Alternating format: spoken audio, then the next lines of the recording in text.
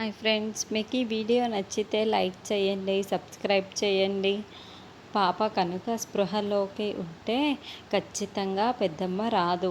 పాప కనుక స్పృహ కోల్పోతేనే ఇప్పుడు పెద్దమ్మ వస్తుంది అని విక్రాంత్ చెప్తూ ఉంటాడు. కొంపతీసి ఇప్పుడు గాయత్రి పాపని స్పృహ కోల్పోయేలా చేస్తారా ఏంటి అని సుమన అంటుంది. అదేలా చేస్తారు అని డైనీ టెన్షన్ పడుతూ అడుగుతూ ఉంటుంది.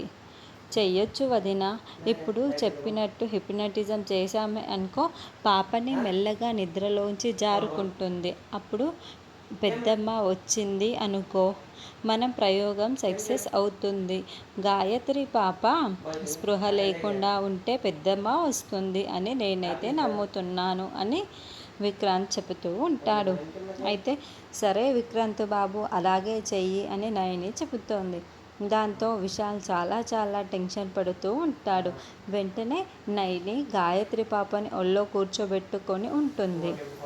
వదిన, సోఫాలో అలాగే కూర్చోండి వదిన, ఇప్పుడు నేను పాపని హిప్నటైజం చేస్తాను వదిన అని విక్రాంత్, పాప ఇదిగో దీని వైపు చూడు, నువ్వు మెల్లగా నిద్రలోకి జారుకుంటున్నావు.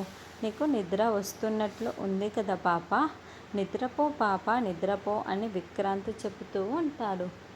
అలా మెల్లగా గాయత్రి పాప నిద్రలోకి జారుకోగానే వెంటనే తిలోత్తమ వెనకాలే గాయత్రీదేవి చాలా కోపంగా తిలోత్తమని చూస్తున్నట్లు మనకి చూపిస్తూ ఉంటారు. అంటే గాయత్రి పాప నిద్రపోతున్నప్పుడు గాయత్రి పాపనే గాయత్రీదేవి అన్న నిజం నయనికి తెలిసిపోతుంది. మరి ఈ విషయం నయని అందరికీ చెబుతుందా లేదా అన్నది నెక్స్ట్ ఎపిసోడ్లో చూద్దాము.